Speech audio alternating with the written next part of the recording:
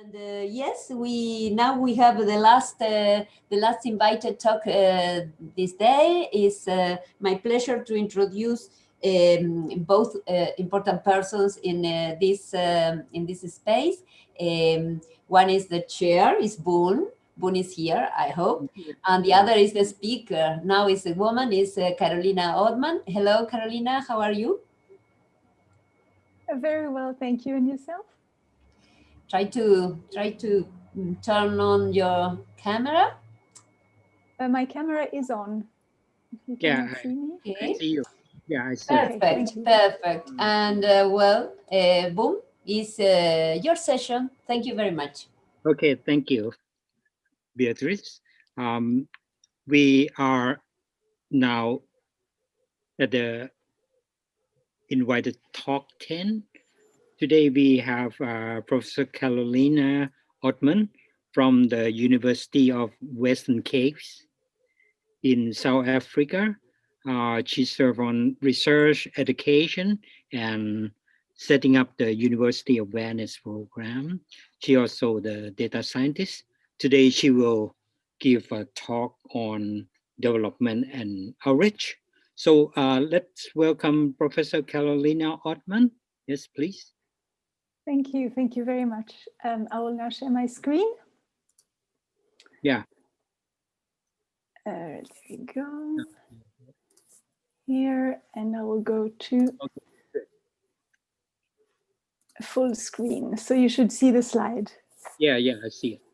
Thank you. Yes. So, firstly, thank you very, very much, Beatrice, and all the organizers for organizing this conference in the midst of the most unbelievable circumstances and being able to rally people from around the world. I've been listening in, and it's been really, really fantastic. So really, congratulations. And again, thank you so much for the invitation.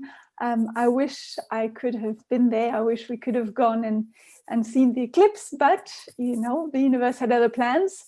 The eclipse is still happening, but our eyes won't be in line with it, but that's all right. I would like to tell you a story from South Africa and a little bit of a sort of a big picture on the various ways in which astronomy itself as a field has an impact and has impacted development in South Africa and what the future holds. And for that, I must acknowledge the work of a lot of people. This is not my work. This is a story of, from South Africa and of South Africa that I am a very humble, small piece of. So first, I would just like to, I think we all agree, we know when we speak about development, we mean the Sustainable Development Goals that are 17 goals to improve society. They came after the Millennium Development Goals. That was for the first 15 years of the 21st century. And now we have 10 years left to reach 169 targets that are measured by 232 indicators. And we're not doing an excellent job, but we're doing what we can. And as astronomers, what can we do? Well, it's a very difficult question because a lot of these have to do with science, but science that has to do with development directly. For example, public health, energy, water, agriculture, all of these, and now epidemiology is right at the top of the list at the moment. And these sciences really have to do with development directly. And when they are given a voice in policy making, so ensuring that the scientific outputs and the evidence that comes out of the scientific research leads to policy, then that leads to changes. And then if it's followed then by implementation, that leads to an impact, which is fantastic. Now, where does astronomy fit in this? What about fundamental research? What about science that is not directly related to development topics? Astronomy is an example. You can mention, I don't know, quantum computing is not quite having, developmental impacts quite yet. Mathematics, number theory, philosophy, how are those impacting on development? and not to want to take a utilitarian view of science, but I think those are valid questions, and we can try to answer these. And that's what, you know, over 15 years of astronomy for development in South Africa has achieved. And so the most obvious way in which astronomy can contribute to development is through skills development. Firstly, we know education leads to development in principle, but the question is whether that process is passive or active. You know, if we teach and inspire people with astronomy, does that necessarily mean that they will implement scientific thinking in their day-to-day decisions? We don't really necessarily know that. However, I need to mention this, that astronomy is special, as we know, because it is so inspirational. And inspiration, you know, dreaming big is not a privilege. Dreaming big is how people make their way out of difficult situations. It's only by dreaming big that we can develop. Dreaming big is not a luxury. It really is a condition for development. So that astronomy brings big time. Now, let's look at South Africa specifically. The story I want to tell you is most of you will know parts of it, but I think this is, you know, this is really a good showcase of impacting development using astronomy. So astronomy in South Africa has very colonial origins. You know, the observatory in Cape Town was established originally to measure, to be able to tell the time, to measure the stars of the Southern Hemisphere, and to communicate precise times for the ships who were, you know, colonizing the global South and the big trade. And so it really is a very colonial origin. Then, so in South Africa, there was also an observatory that was in Johannesburg. They were merged in 1972. It became a South African facility. The observatory in Cape Town had been British until then.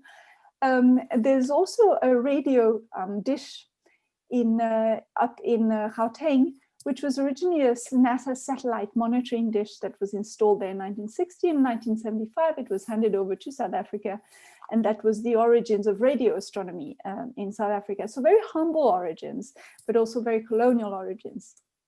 Now, in 2005, the Southern African Large Telescope was inaugurated.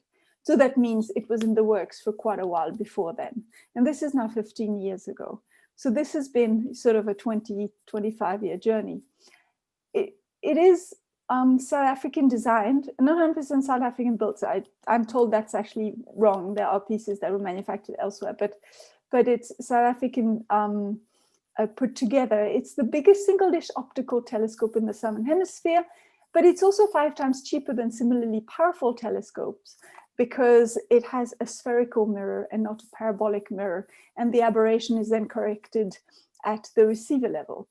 So this telescope has been part of world-changing discoveries, even finding the optical counterpart to gravitational waves, for example. But this beautiful instrument has come from the beginning with what is called a collateral benefits program. What are the collateral benefits to having this facility there? And I want to spend a little bit of time on this program. And I want to acknowledge my colleagues who work at the South African Astronomical Observatory, Sivile Mankoy and Kevin Govender, who before that was running it, as well as Clifford Kromani. This program was always built to benefit the community and the country from having a cutting-edge science facility. So it started with, you know, making sure that all the infrastructure was built with local labor, creating jobs and things like that.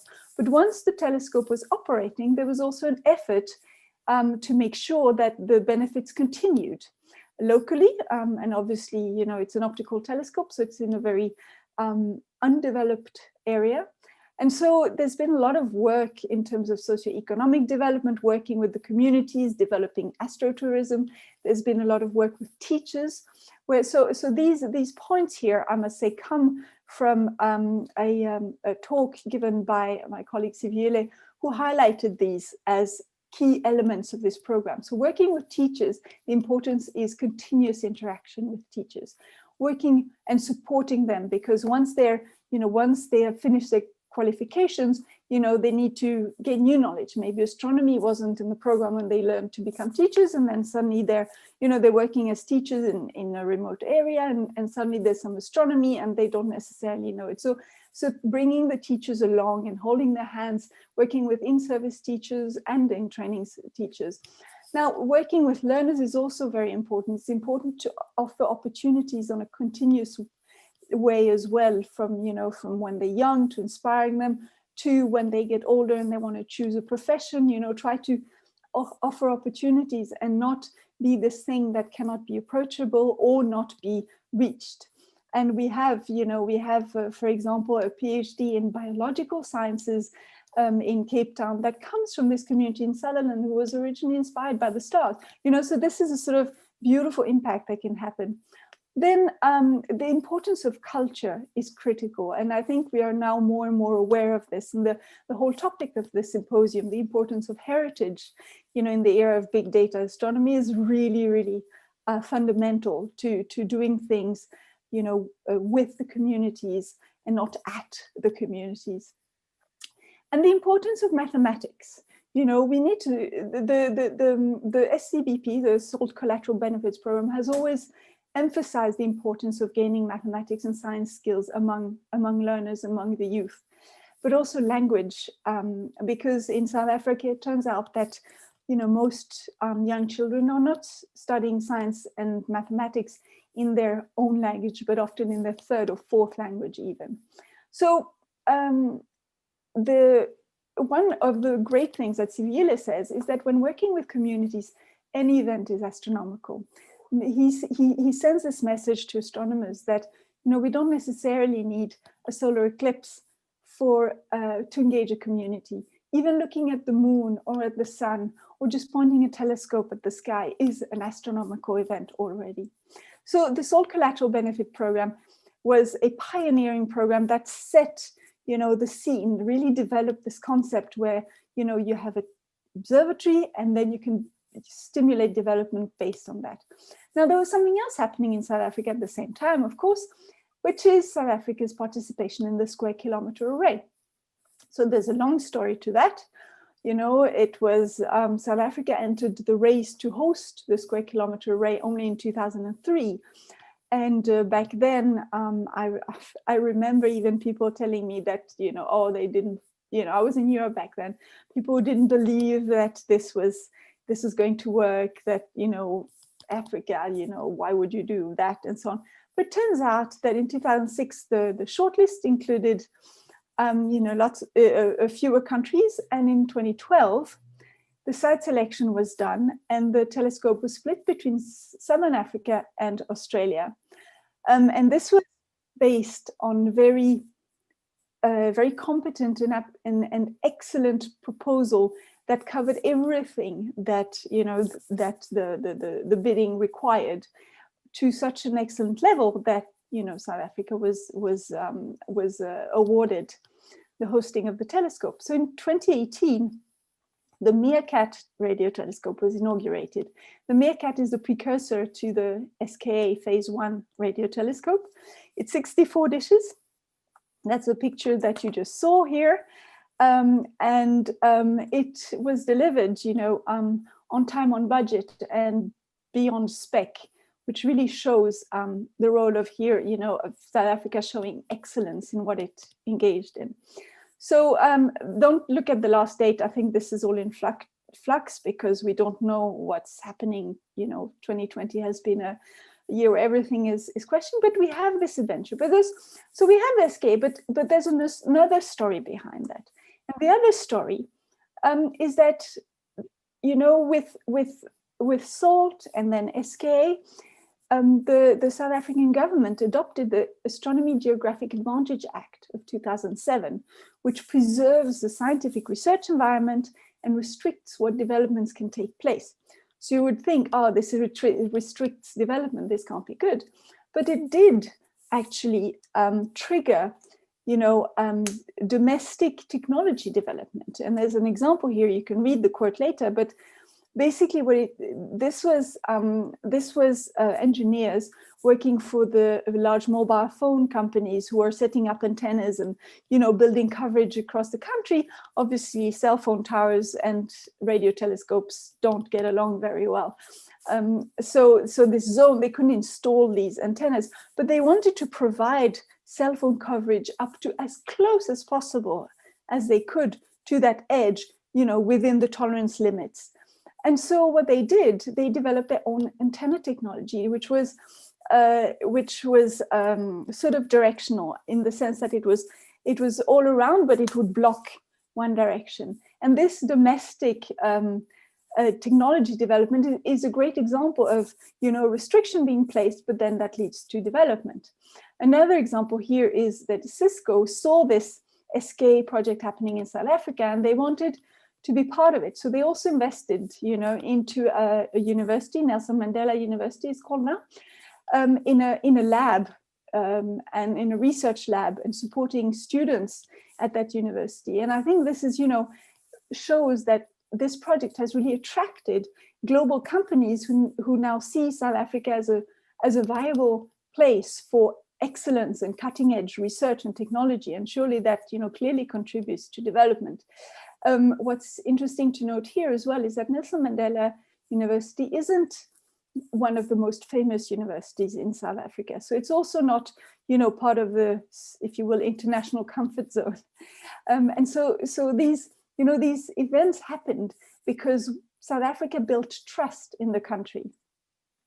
Obviously, the SK program came with a massive human capacity development program. As of last year, they had nearly 1,200 bursaries distributed in total. And you must realize that in South Africa, most university students can't afford to go to university just by themselves, or their family is paying for it. Most of them have to rely on bursaries. So these programs are really critical and important in enabling young people to go to university. And were it not for programs like that, university studies would still be accessible to only a few privileged young people, which is not what South Africa wants to achieve. So this has had a massive impact. I don't have the latest numbers. I was looking up, but I don't have the latest numbers of the bursaries. But still, you can see this is a significant and massive amount of bursaries. They also have an annual postgraduate bursary holder conference, which is, an event on the, the annual radio astronomy calendar, if you will, because and at that, the leaders of radio astronomy globally get to see the work that these students, bursary holders, are generating as part of their master's thesis and PhD thesis. And they use Meerkat data. They use this radio telescope already, which is fantastic. And there's also a program of research chairs, which also contributes to building capacity and accompanying, this building of capacity in South Africa. So it also has an impact. I mentioned earlier that, there's some universities that aren't, well known in South Africa. There's a whole lot of universities that were formerly only available to Black students and to white students. So the historically disadvantaged institutions, as they're known, also benefit from this, right? UWC, the University of the Western Cape, where I'm based, is also one of those universities. And in 2016, it ranked #1 in physical science in Africa. And that's because for the last 10 years, it's decided to invest in developing an astronomy program, and it has managed to get SK research chairs and build a student body, lectures and things. And it's really, really productive and a very dynamic group. I mentioned here Solplaatje University, which is a university that was set up in the Northern Cape, which is the province where the telescopes are. So sort of very, underdeveloped, large distances between settlements, very little population, very low population density, mainly sheep farming. And that university was set up in the capital of that province, with a focus on data science and now maths and science and things. And it's doing very well as a teaching university. Now it's starting to develop its research capacity as well. So these programs are absolutely phenomenal in their impact. New investments that have happened, and this is the institute where I am, the Inter-University Institute for Data Intensive Astronomy. that we affectionately call IDEA. And so this is a partnership between the University of Cape Town, the University of the Western Cape, and the University of Pretoria. And this year, starting from 2021, the South African Radio Astronomy Observatory joined the partnership. And so this institute, the aim, the goal of it is really to build within the research community the capacity and expertise in data-intensive research, which is what the SK and the new telescopes are triggering, but is also important in other fields of science. And I'll come back to that in a second. So what do we do at this institute? We've built a data-intensive research cloud. So it's a cloud computing infrastructure. We have private data transport with high throughput between, for example, the Cape Town High Performance Computing Center, where the data comes from the Meerkat telescopes, and the IDEA infrastructure. With that, we have systems management, virtualization, use virtual machines, containerization. So it's really a full cloud computing facility.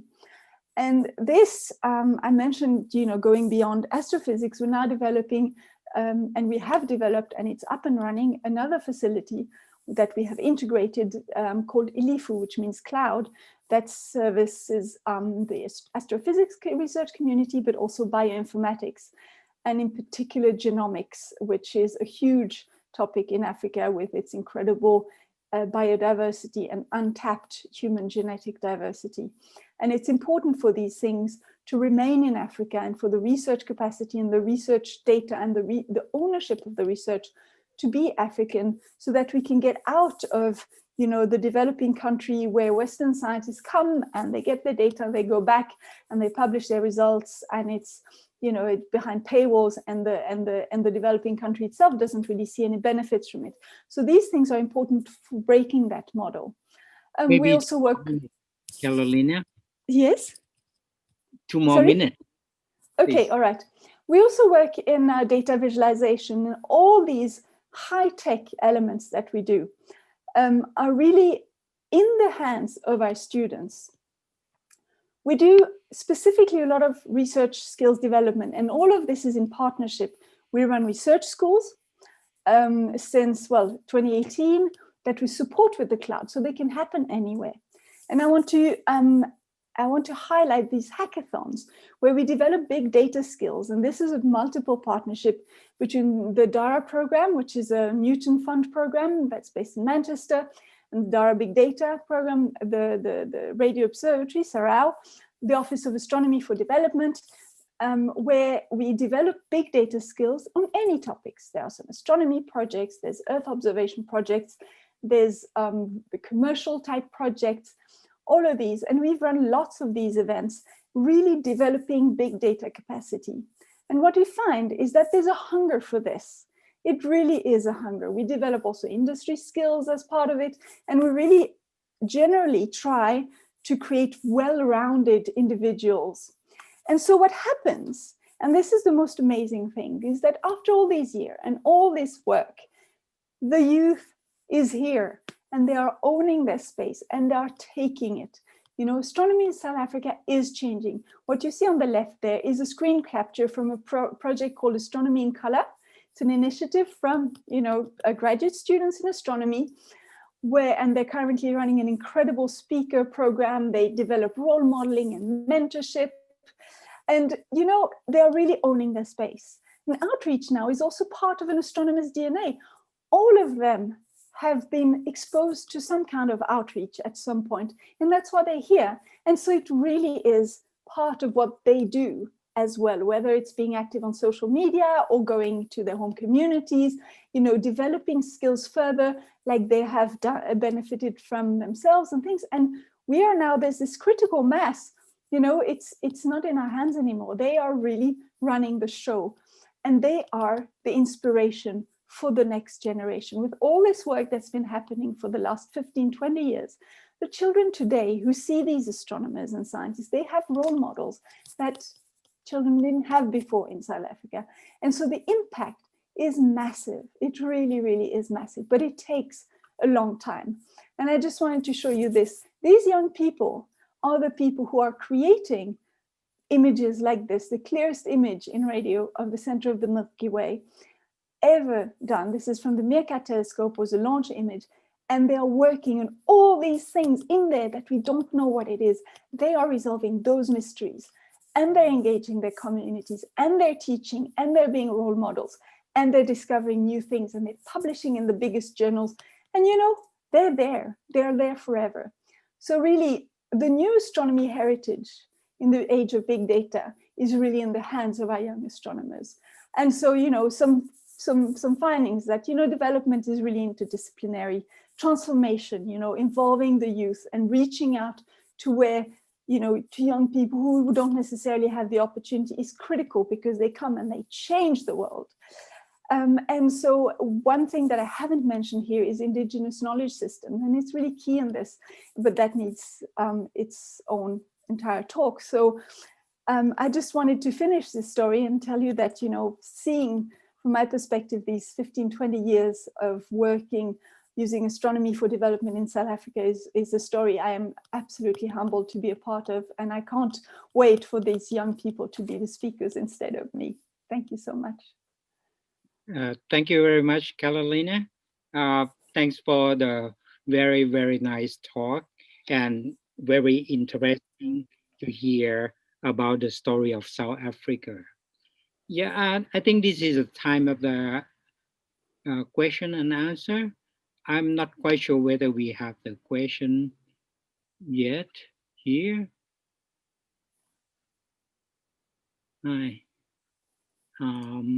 Okay, let's me ask you the question first, because in South Africa there are many large facilities that you said that we have salt over there, and also the SKE, and the university student take a lot of benefit in using these kind of facilities, including the big data that you already said, and also develop to the industry skill development, right?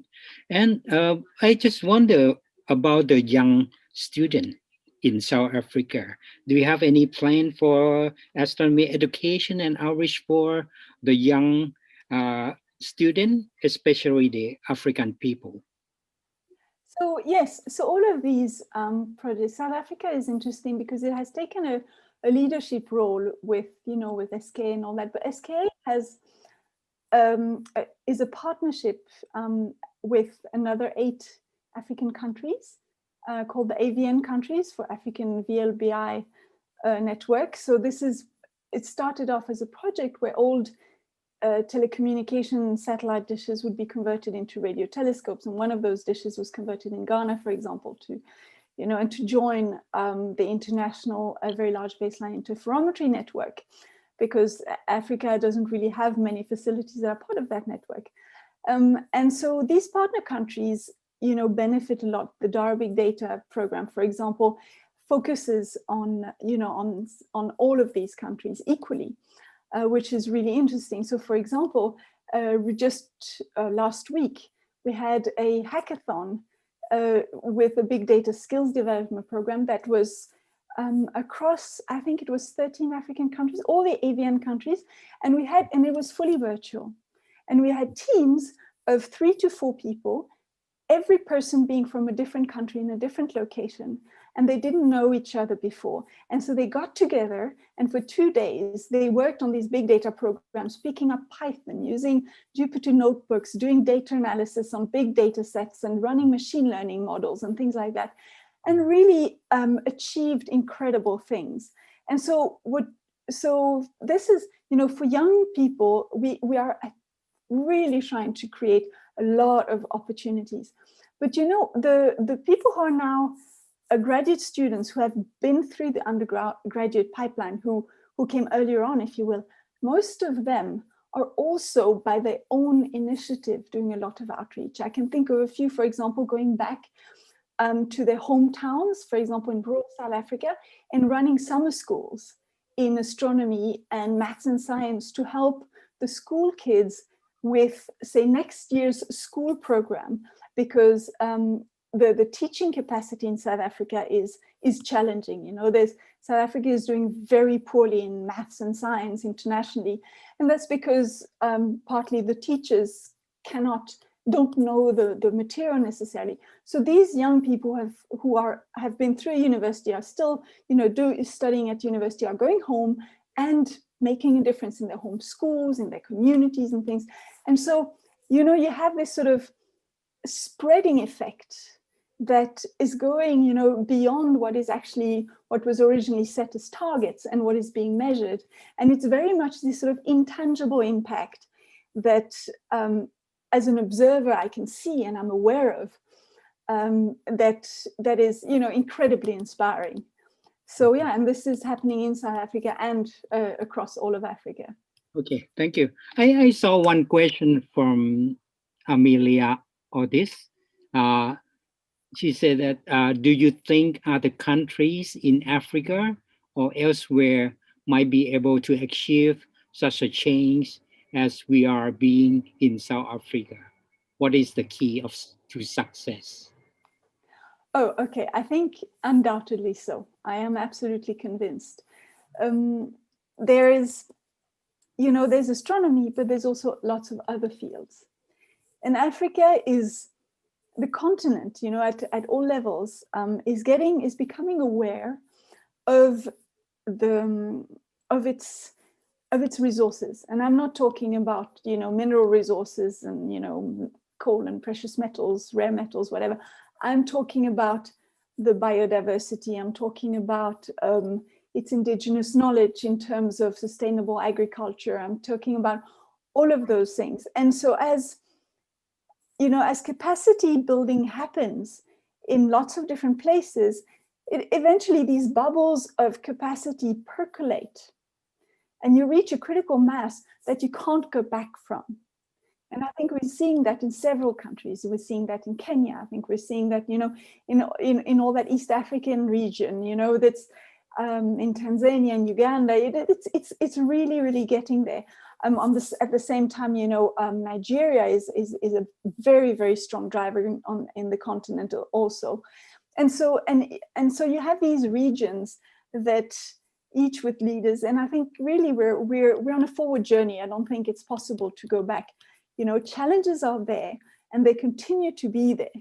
But what's interesting is that we're raising the baseline slowly but surely. Yeah, definitely. Okay. I think we have no time left. Thank you very much for all right. fantastic.